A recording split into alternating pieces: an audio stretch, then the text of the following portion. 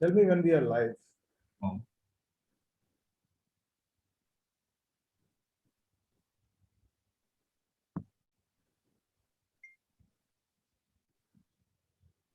Now we are.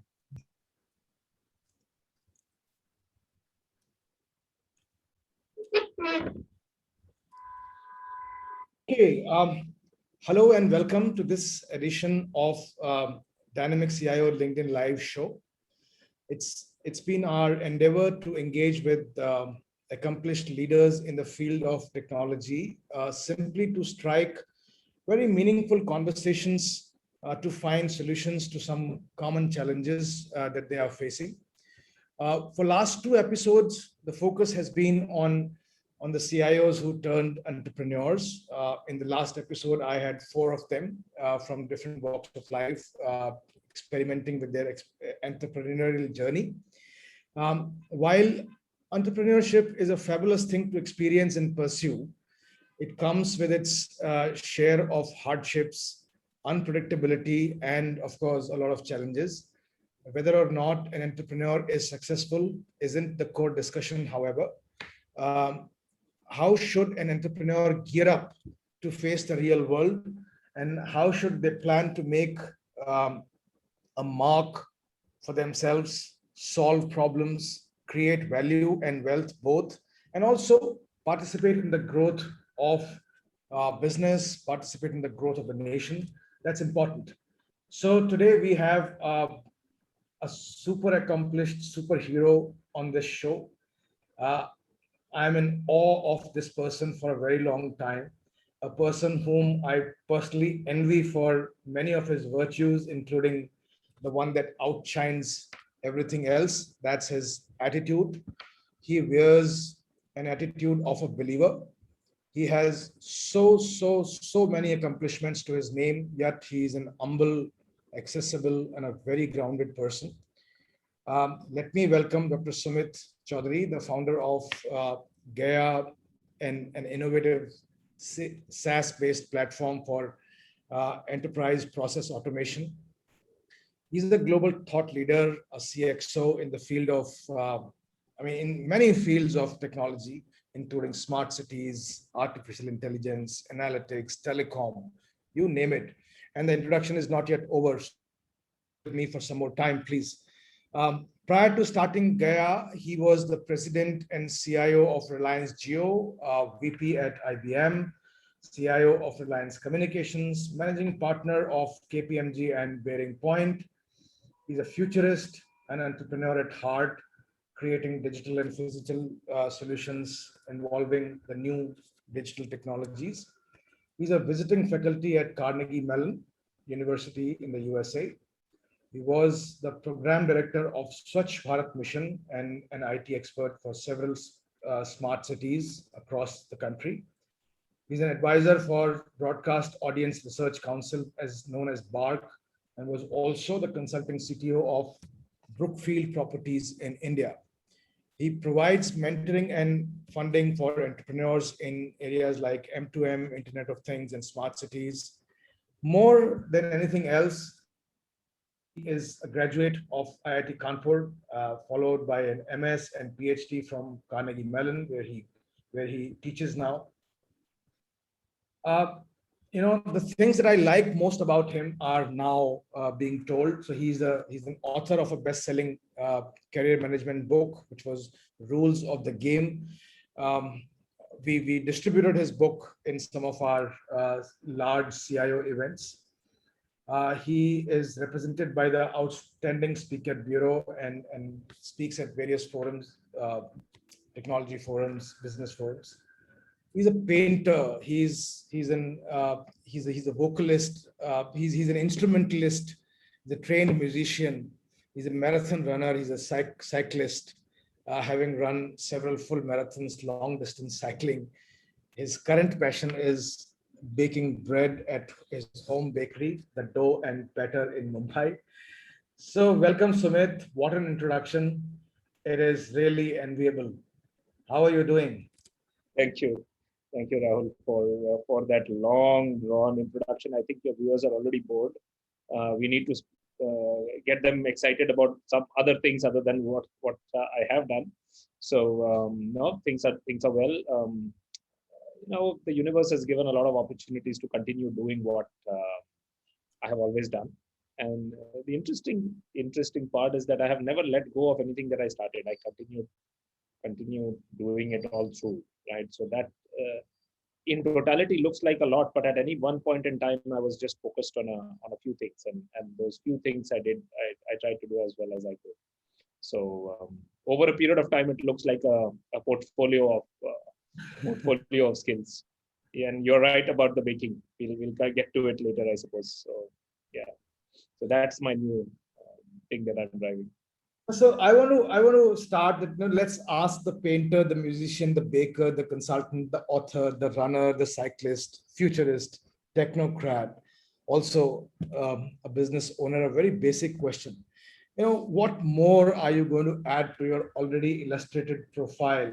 Is there something more satisfying and gratifying than being called as a champion of champions?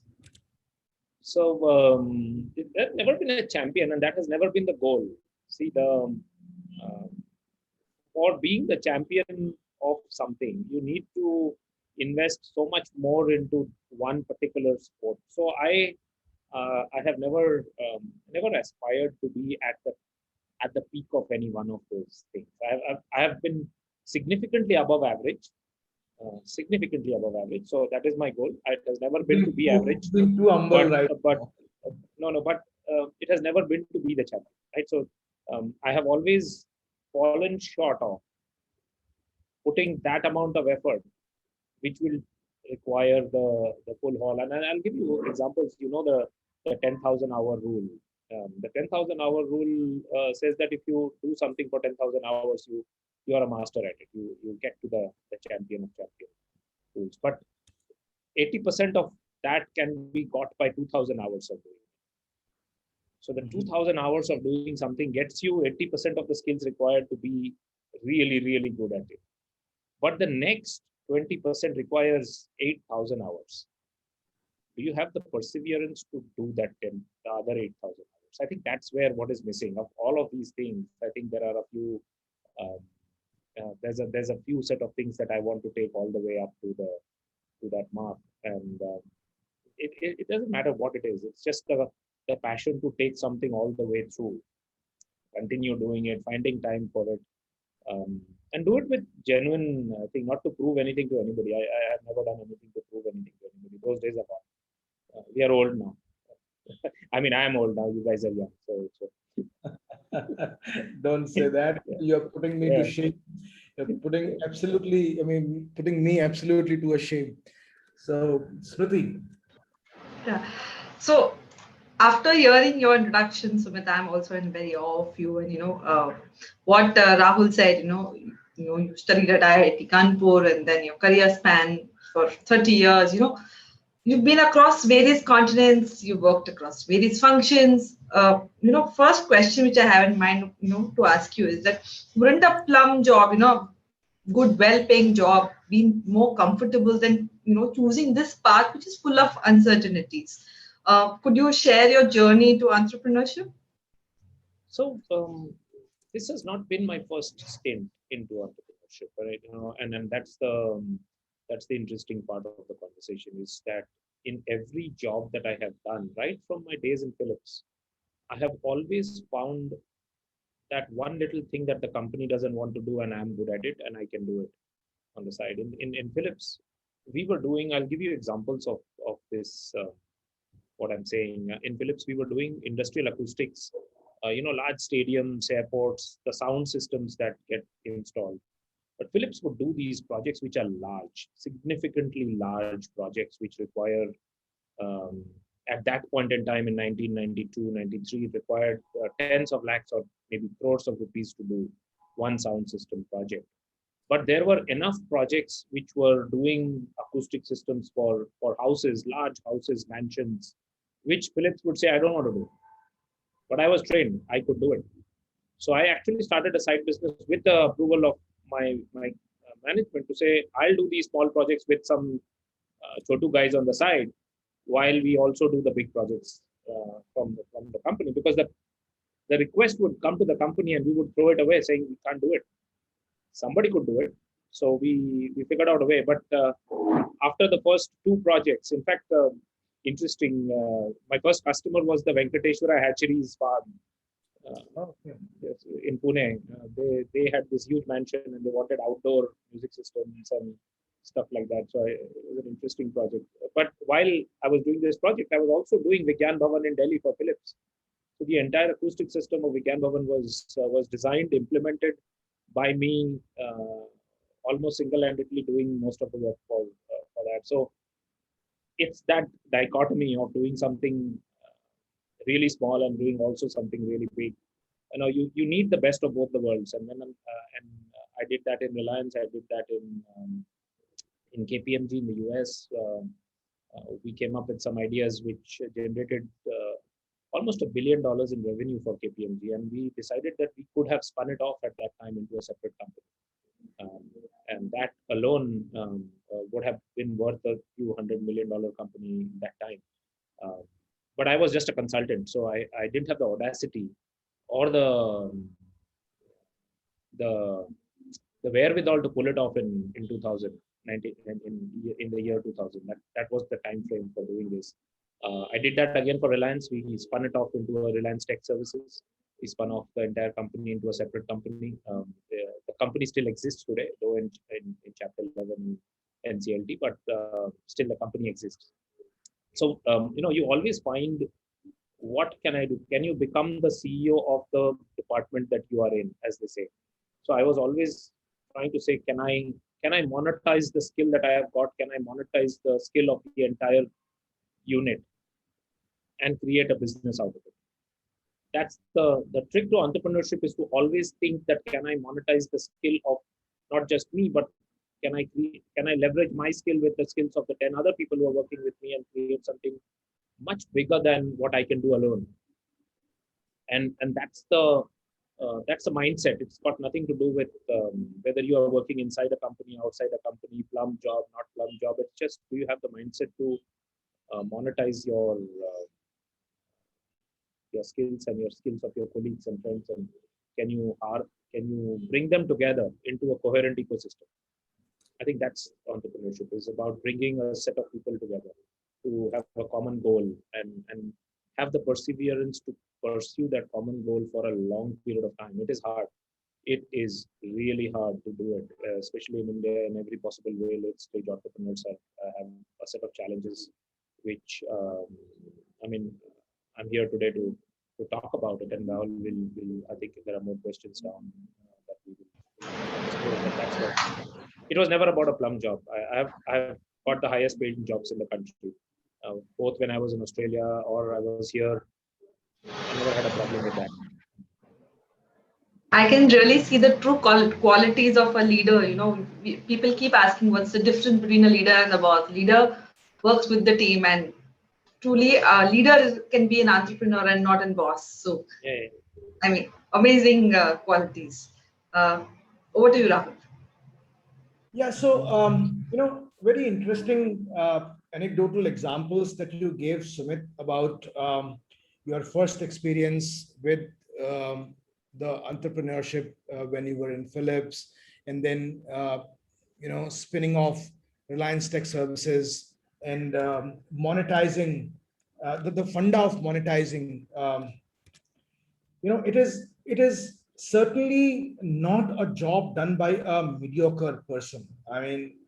It's about attitude. It's about that mindset that you just spoke about, and you can't teach that mindset to someone. You have to really walk into a tough zone from a comfort zone to get this going. Not only from an operational point of view, but also from a convincing. How do you convince your management that you can carve a niche within the organization and run it as a business? How does that happen? What does it take?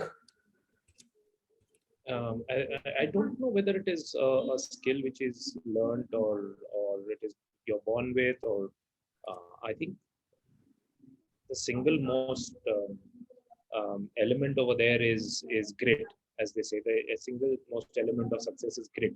Grit is the perseverance required to keep going.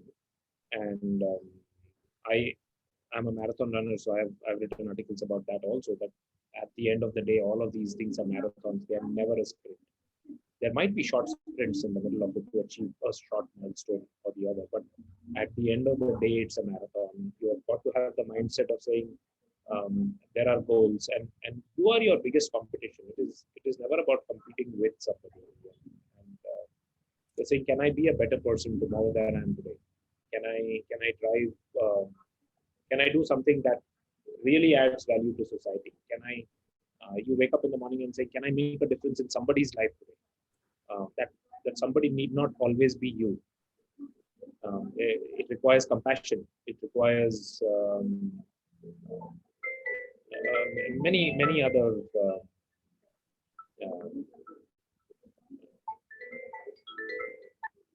Give me a second. Let me turn this off. Yeah, and so it's a kind of training that you need to start inculcating right from the beginning. Is hard work. Hard work. There is no substitute for hard work. You might be lucky, but you need to be lucky after you have worked hard. Then your achievement sounds meaningful. If you get something, and we all expect that we'll get something without having worked hard, and that's good. That's not a problem at all. There are situations where people do get rewarded for for things that they have not done, which is first is not to worry about those things. In your life, you will be rewarded for the things that you are doing, and so you have to prepare yourself.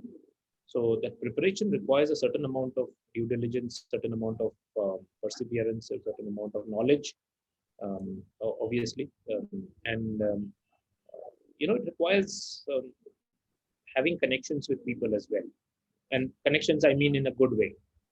There are people who use connections for other things as well, which I have learned the hard way also. And those connections are also good. You use them, but at the end of the day, you need to build other people. You need to contribute first into the network, and then the network contributes back to you. And it may not. You play it forward, as they say. You get something from somebody, you give it back to somebody else. You are constantly engaging with your ecosystem, and this concept of engagement with the ecosystem generates new ideas. And I was most distraught over the last 15-16 months of not being able to go out and engage with my customers, because the engagement was not always about selling something. It is about understanding their problem and saying, can I solve your problem?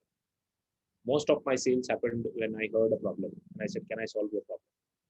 And that conversation requires you to be in front of something, having sometimes meaningless conversations, but from those emerges opportunities. And if your mind is trained to catch that signal, you will find opportunities in everything, and you will explore those opportunities, and you will say that I can do it. Believe in yourself. And I think it comes to that same bird story, right? At the bird who sits on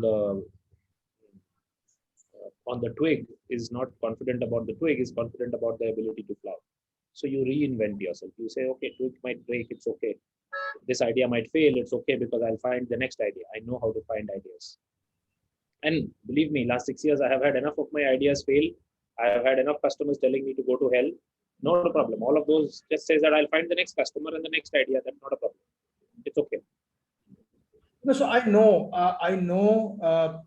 fair amount of details of your professional journey as a professional, and also journey as an entrepreneur. We have had long discussions, um, face to face and over phones, and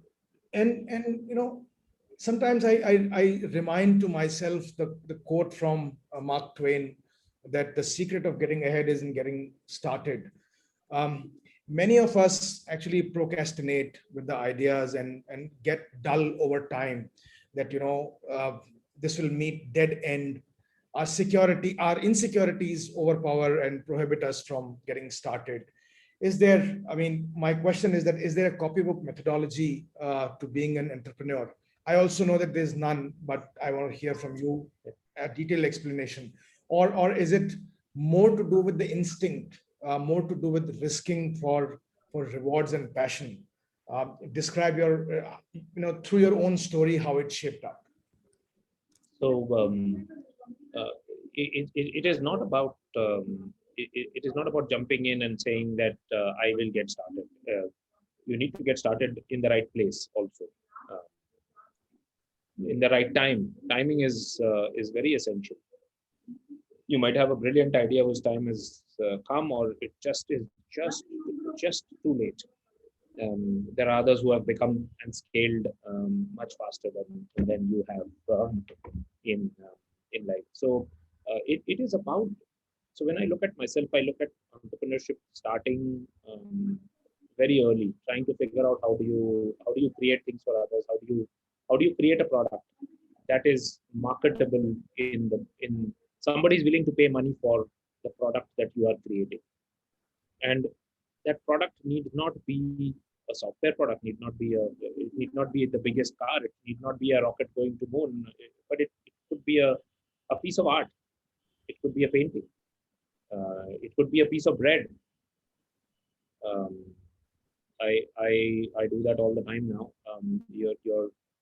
It is something that you do which is above, which is extraordinary, which somebody is willing to pay money for, and finds that you are able to consistently deliver that quality over a period of time. I think that consistency is very important. It is not that you had a stroke of brilliance. It is about consistently coming up with ideas and delivering it to the and doing it day in and day out. And once you start doing something day in and day out, you hit the 2000 hours. And once you hit the 2000 hours, you know that you know something which is different. You know that you are confident about you waking up and doing it again with no preparation, and you're able to get there. And you need to be confident enough. I'll give you an example. 2 years, I have not gone out cycling or running for 2 years. But this week, I have done a 30 kilometers run, and I did a 45 kilometers cycling yesterday. I know I can get back. It's just a matter of another week and I'll be back to where I needed to be. It's that consistency with which you reach a point of confidence and keep delivering. Your customers will keep coming, and repeat customers will keep coming when they see you consistently deliver, and your mindset. And you do it without fear, do it without bias. Be true to your passion and your skill. Like when I say be true to it, means you're doing it because you want to produce superior products out there. You're not saying that I'm doing it to earn money. You're saying I'm going to do it because I'm going to create something superior, and therefore people are going to pay superior money for your superior product. It's the money is a secondary output. It is not a meaningless output. It's a very meaningful output. It is absolutely required. You should not do anything which does not generate that. But that is it follows all the other things. You might be lucky for it if it follows before. You might be born rich, so you never worried about money. You started off. I have always started from zero. I started my IIT from zero. I started my master's in the US from zero. I started my work from zero. Zero means zero cash, absolutely in debt to where it needs to be. And it's okay. I know I can, I've done it 3 times now, so the 4th time won't be hard. What I mean to say is that I'm close to zero again, so that's okay. Yeah. So, sir, we have an entrepreneur will have a right mindset, as you said, a lot of compassion, consistency in delivering what he or she wants to do. And what you said, your ideas had gone down, you had taken a lot of backlog from the customer. So these are the signs of, are these signs very natural, very obvious to live in a state of denial because otherwise, when you an entrepreneur faces something like this, I make a plan as an entrepreneur to be in a very comfortable situation, but that cannot unfortunately take place. And then, we always have to keep accommodating, adjusting, realign our plans with what actually the reality is. And then an entrepreneur may have that, live in a state of denial or feel like giving up. Are these very obvious natural feelings, or these are signs of saying that, oh, I am defeated, or, signs of defeatism? No, I think those are fairly natural, even when you are in a job or when you are in there. I mean, in a job, you're facing a different set of challenges. You've got the comfort to saying that even if I fail, I'll have a salary in my bank account. And if you are not the boss, if you are one of the employees, you will say, yeah, boss's problem to figure out how to keep paying us. When you're an entrepreneur, you are the boss. 35 families depend on my ability to pay them every month on month, right? They are not sweating it, um, right? It's the entrepreneur who's sweating it out, ensuring that he's providing for a lot of people. And entrepreneurship, as they say, is a person who's creating jobs for others. I could live as a consultant and live really happily as a consultant myself, earning more money than I did when I was earning in a job. Seriously, I have enough offers for that every day. But that does not generate employment for 15 other, 20 other, 30 other, 100 other people. Right? An entrepreneur's job is to create enterprise. An enterprise is a set of other entrepreneurs or people who are willing to stick it out and do it. So, and defeatism, on many days you say that, why am I doing it? I mean, we were just having a conversation today saying that it is in these times that we need to persevere and go over. It is, as they say, if you're running marathons at the 32-kilometer mark, it's called the wall. You hit the wall at when it's a number. 32 kilometers mark in a 42-kilometer marathon is called the wall. A lot of people quit at that time. They quit because they run out of energy. They run out of energy at that time. They run out of, unless you have done adequate hydration and feeding yourself over a period of time, you will not be able to cross that wall. Once you're able to cross that wall, you'll be able to finish the race. And then when you finish the race, you realize that that was not the only race in life. There's many more marathons that keep happening every day, and you have to keep trying it. And you have to keep hitting the wall. You have to keep going past it, and you have to keep going to the next marathon. And it's something that's a mindset, as they say. Running is a mindset. The same is running in entrepreneurship as a company is a mindset. You will have challenges and lots of challenges. Clients not paying us.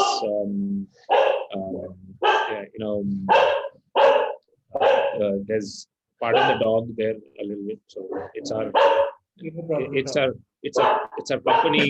company dog, as they say, adopted by Mayuri. so it's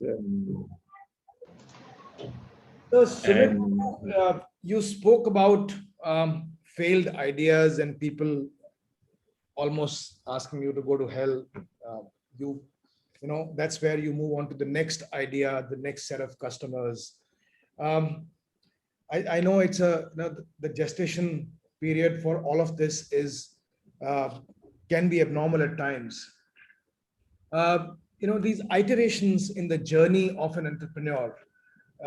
Where are you today in the journey of entrepreneurship? Where do you find, and when you failed, what were your learnings from those failures? And when you excelled, how did you balance that excellence with the failures? Yeah, lots of lessons. Rahul, that itself is a book. Understanding people is a very, very big issue that we find as entrepreneurs. We come out from big companies, as you say. In big companies, things are slow.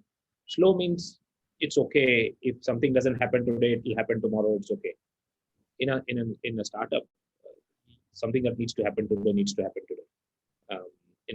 There is a lot of demand for time, and which I would say we corporate types. In the past, I would say we corporate types. Now I would say as we entrepreneurs, but it's difficult. I hired wrongly more V corporate types in the past. Um, and I was not able to keep the entrepreneurial whip on them because we were all colleagues and we were all friends. And if it was a company, there was this concept of, okay, we'll get it done. It's okay. Salary for them, it was salary was coming. For me, I'm not hitting milestones, and I can't tell them anything. So managing people has been a big challenge, and I consider myself. I used to think in the job, I was one of the most successful leaders from managing people. I seriously used to believe that in myself. People would work for me. I had the lowest attrition. I still have connections with almost everybody I have worked with and for in my life. But as an entrepreneur, I have failed. I have failed miserably. And I am happy to admit it in public in terms of the people that I have worked with and not being able to work with also. So that's my failure. Um, more failures would be in terms of you know product definition. I by design am very wide, as you described me in the past, right? And I do a lot of things, and that's not good for entrepreneurship. Uh, you need to bring it down to champion of champions. You need to become that narrow wedge and really be good at something really deeply. And that has been one more learning for me, for the team, for us to focus. Uh, we chased a lot of ideas because they were ideas and we were good at it actually, but we were good at too many things. We were mediocrely good at too many things. We were not spectacularly good at a few things. I think that's where the second lesson comes in from a lessons perspective, and we are now very focused. We know what mistakes we made. We know what we are doing right now. We have got a good, solid go-to-market product, a strategy. It has taken time. It has taken time and discipline to get to this point. We are hiring wisely now. We don't have any fluff um, anymore, um, and but we need to grow. To grow, you need funds. To grow, you need to bring in more customers. To grow, you need partners who are able to take you along in the journey. So we are doing all of those right now. If I take a look at success, a lot of people chase you once you're successful. A lot of people chase you. They will come to you and they will do. And but are we successful? Yeah, I mean we are moderately successful. We are not spectacularly successful, and that's where the crux lies. That the next step is to go deep from the 2000 to the 10,000 in a few areas and be successful, really successful in that. And we are on that journey. We are absolutely on that journey. So my supplementary question to that is that tell us that what are you currently focusing on after all of those mistakes, failures, challenges that you have faced, learnings that you have had. What's the path that you have chosen, and what is that you're working on right now? The area that we found the sweet spot for us is a combination of three things. We started off as an Internet of Things company, right? That's where our products were, that's where our services were. Then we realized that people don't buy an Internet of Things, they buy a solution. They buy an end outcome. So we started focusing on the outcome. And every company has a slightly different outcome that they're desiring out of your technology. So instead of saying that we are an Internet of Things company, we are a productivity solutions and automation company. That we automate to improve productivity of our customers. And we coupled three things together: an Internet of Things platform, an Internet of People, an HR kind of connected workforce product, and a workflow automation product. We have combined these three into a very unique SaaS platform called Census9. And this platform allows us to integrate any machine into a set of people who are operating those machines or who are working with those in a factory or in a hospital or in a facilities, any real estate company, and we glue them together with process. Machine can call a person can call a person, statistics can call a person, statistics can drive a machine. Statistics means analytics. You have done some analytics and you realize something needs to be done, and it is automated and it is done. You have done some analytics and you realize that you need to send a person to do X. You can trigger a person to do X when the statistics, automatically calculated statistics, reaches a particular threshold. When your service levels have fallen below 70%, then always alert your service staff to take care right away. Don't wait for things. So you automate that. You don't no longer have dispatch functions. We have eliminated, using artificial intelligence, we have eliminated the dispatch functions in our output. And the healthcare operations is a big one, Rahul, since you work in the healthcare space quite extensively. So hospitals have become our biggest customers right now. So we have got 14 hospitals here in India. We have got one in South America, in Colombia, and we are working on the second one over there. And we have got 2 operations in the US also. So essentially now we are going global. So that is the other thing that we have done. We are going global. We will be a US or an overseas company very soon, with operations in India the other way. We have realized that all B2B SaaS companies do that.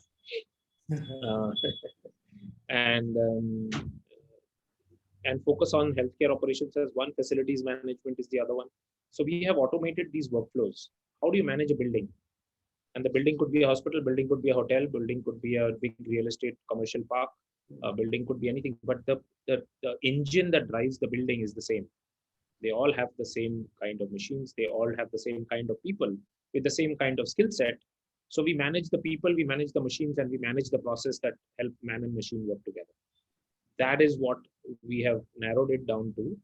Our focus areas are healthcare, facilities management. Right, those are the 2 areas that we are going after in a really big way. And the last one that we have become good at, and it is a sub part of this whole story, is monitoring parameters in a building or in a facility. Temperature monitoring. We are one of the largest in the country now. We do the warehouses of some of the largest cold chain warehouses in the country are monitored using our platform. Like big names like Amul and DHL and pharma companies and others who are monitoring their freezer boxes or their refrigerators or their transport or their warehouses, so that the products that are there have a better chance of being effective when it reaches you.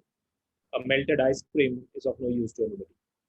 So, and even a 2-hour window can completely spoil your entire stock in a remote area in Agra. The heat is so much. So you need to be monitoring it really closely. You need to look at performance metrics of those operations. And so that is what we do. We do a lot of analytics on the data that we get from man and machine, and we make people productive. So productivity, COO is my biggest customer. And making operations efficient is the mantra that we are driving towards. So for this, what kind of collaborations are you forging? What kind of alliances are you forging? Are you working with certain, with the startup ecosystem, or are you working with the established OEMs? What's your approach to integrate technology and offer solutions? Both ways, actually. From a startup ecosystems, we get some products and new ideas around what needs to be integrated into our platform. But our biggest customers are people who are using our products for their customers. So when we can help them improve their efficiency, their productivity, their profitability in their customers, that is where we find our biggest channel partners. We are also providing our products to people who are generating revenue with my product. So I am the core ingredient of their revenue. We have found that you need to become the core ingredient of the revenue of somebody, otherwise you are nobody. So you have to either be the core ingredient of the revenue or core ingredient of their operations. If you are not that, you are a peripheral system and you could be stopped. True. So that's the in India, unfortunately, we face this problem that doing nothing is the biggest competitor. Not using system and using pen and paper is the second biggest competitor. It's not other companies. Seriously, I have sold things to railways. I have created the product I have has got the largest market share in three times. I have created products which are got the biggest market share even today, but they generate very little revenue because nobody knows how to buy innovation in India, unfortunately. So that's the biggest challenge that we face here in India. So therefore, the whole So as a futurist, I'm very fascinated by this aspect of your personality and your of your leadership as well. That you have worked ahead of times on certain things. So if I may ask you that if we talk of smart factory floors, shop floors, if we talk of smart hospitals, if we talk of smart supply chains, where do you feel the industry is lacking the most? Not in terms of technology maturity. I'm 100% sure the technology is very mature already. Where is the lacuna in the understanding of the leadership? Is it in the way they strategize? Where do you find the gap, and how can those gaps be bridged to make things smarter? So if I take a look at India, India is different than the US or some of the other markets. There's in India, labor is cheap. When we go and talk about completely changing, can we have a warehouse in which there was nobody who will work here? It'll all be done by robots. It is there. It's there in the US today. It is there in Europe today. There is nothing new about it anymore. There are robots which are doing, but you don't see too many of them here. For that reason is that the amount of capex required to set up something like that always outweighs that. Okay, we will have people and people will take care of it. So the socialist mindset, let's keep a lot of people engaged and busy, pay them minimum wage, and it is far cheaper than doing any technology. Our customers are not demanding with data; they are demanding in a very different sort of a way. They are demanding in saying, I'll cut your fees. They are demanding in saying, I will give you less money, but they are never demanding saying that your data says that you are less efficient. I've never had that conversation. Nobody talks about data. When it comes to negotiations, when it is never about data, it is about gut feel, it is about an argument which has got no data in it. So gut feel decision making is our biggest challenge in India today. Everybody thinks that they know what they're doing when data is telling them something else, right? So how do you use data as a key driver for decision making? That is one of the biggest lacuna that I see. If and people believing that if I do this automation, the data will be there. They have to believe in it. The leader has to say, I will automate my warehouse, I'll automate my factory. Unless it is some US company or a Chinese company coming here and setting up a robotic driven farm, you don't see too many of Indian firms who are producing Indian goods doing it, right?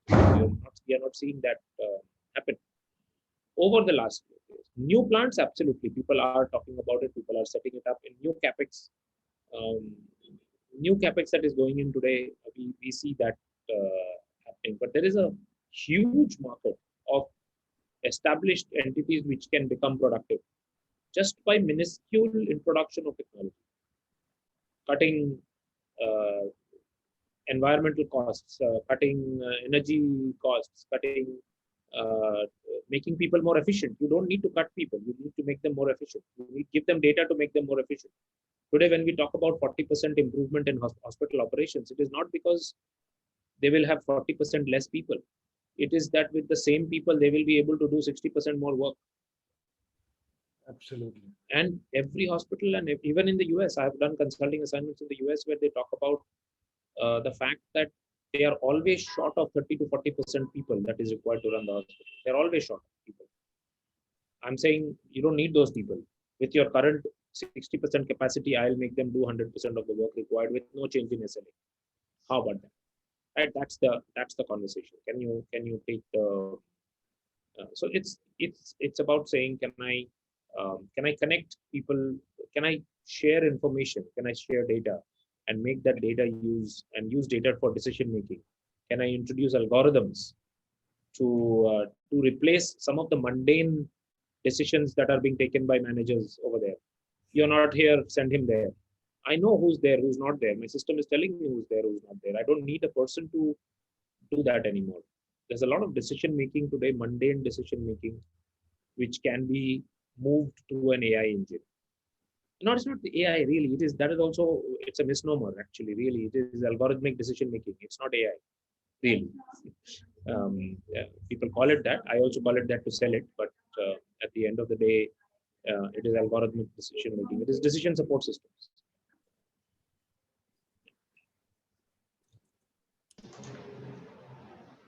Good. Yes, there is a question which is there for you, Sumit, by Mr. Patel.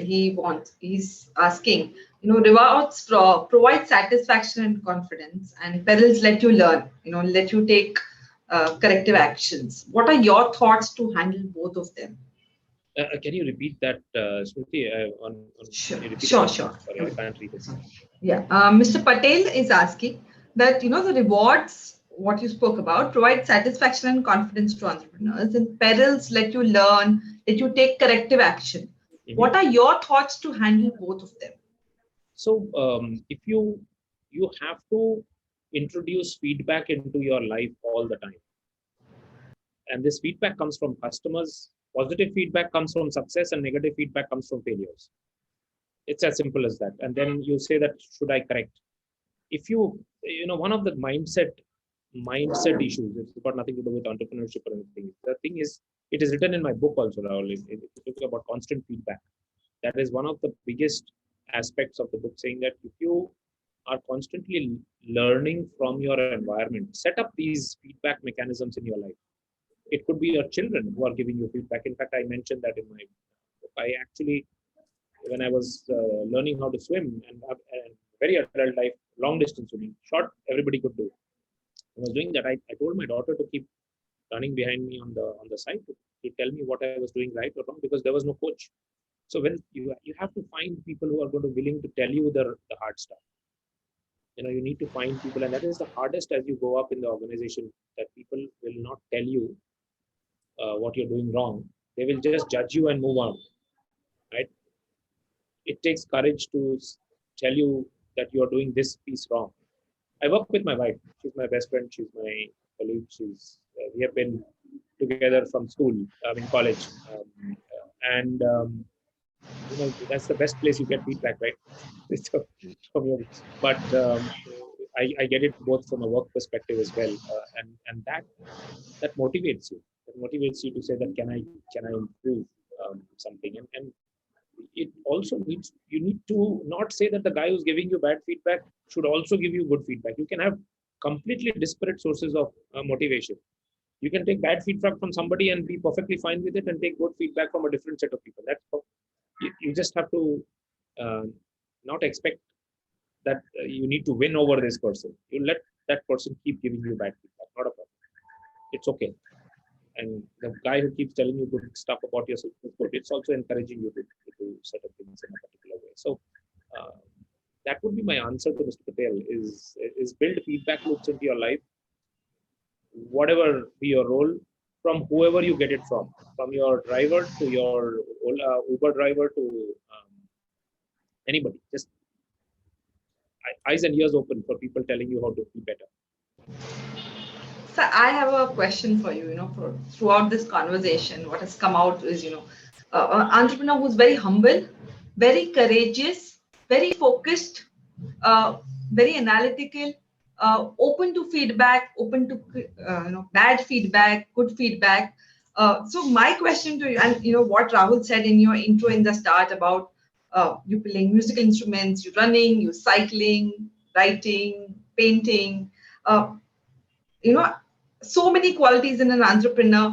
What do you think? All this, the musical instrument, the baking, the writing, are these stress busters that you look forward to, or how is it?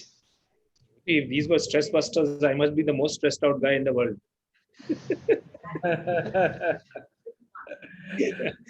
I hope I did not convey that I'm stressed out. No, these have never been stress busters. These have always been ways to stay sharp, ways to learn, ways to push yourself to the message that you are giving to the universe uh, should be consistent with everything you do. So if I'm talking about consistency, if I'm talking about perseverance, I'm talking about the long distance, going all the way, then it needs to reflect in everything I do, not on one thing. Uh, I believe in something, but I do something totally different in my real private life. What I do in my public life is what I do in my private life. I'm fairly open, uh, and that gives me a certain amount of freedom to be who I am.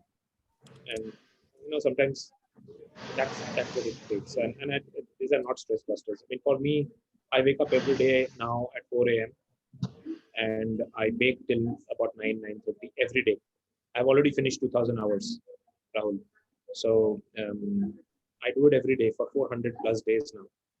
I have done it. I can do it with my eyes closed. It is, I've reached that point of thing, but that is not, it is my time of meditation. I could have been running for 4 hours, but I'm baking for 4 hours. It's the same thing. It's my meditation. It's my time to think. I have planned out what I'm going to say to whom and when and how. Oh, how will the conversations evolve if if he says this, how it's going to evolve. All of those mental branches of are already formed. I'm thinking through them while I'm doing um, my work, or when I'm running, or when I'm all of these are time to think, provided you consider it to be that in your life. It's not that I don't want anybody to emulate me. It's you can do what you have to do. You have your own dharma. I have my own dharma. But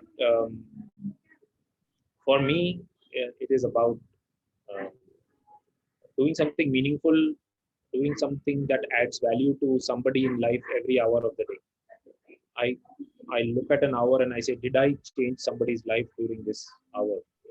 If I watch 1 hour of Netflix, I may not be really adding that much value into many people's life, though I think Netflix might be happy that I'm watching 1 hour of Netflix. But if I bake for 1 hour, I know that I have fed at least 3 families this morning. Um, right? So it's it's just that. That's Okay, so in the interest of time, I will ask one last sum up question, and that will not be kind of any syllabus based question. So, God.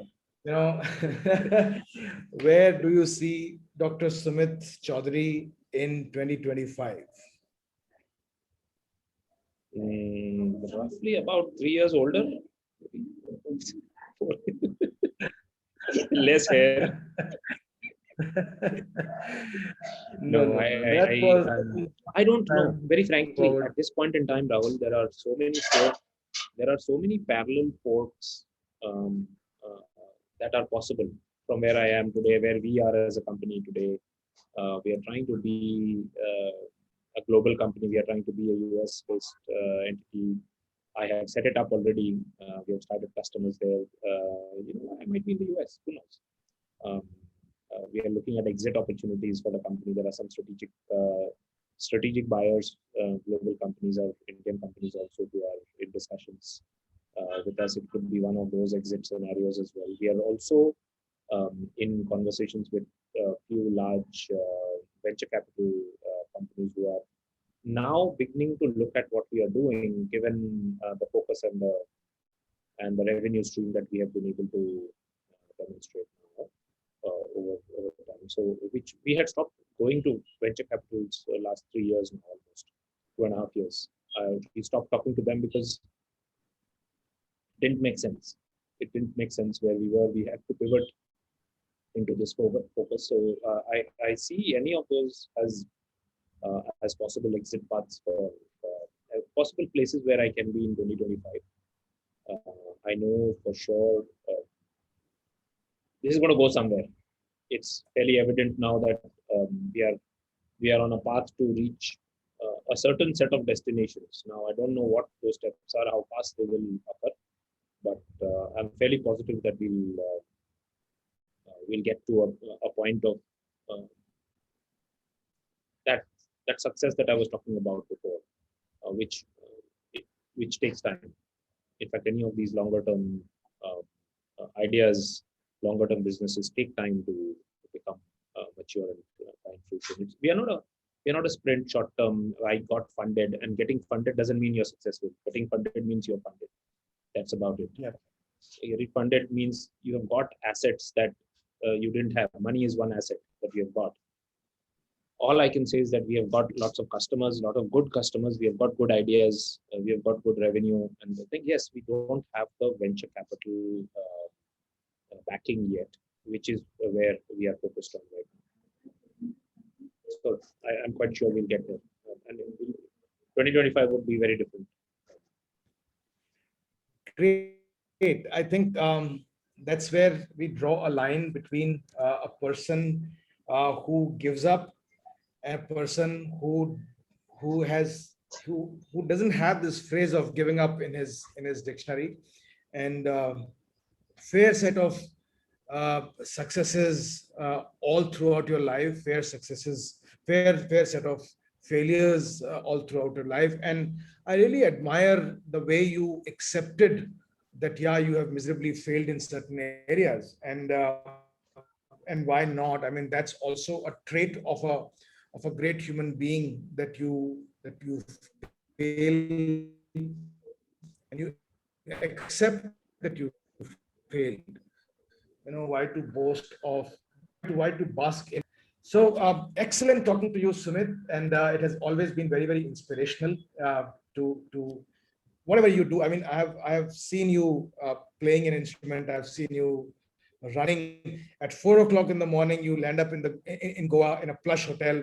First thing you do is that, without even checking in, you go out and complete your run. So that's the zeal with which a professional, an entrepreneur, a person should be living with, without compromising on any aspect that you have nurtured over a period of time.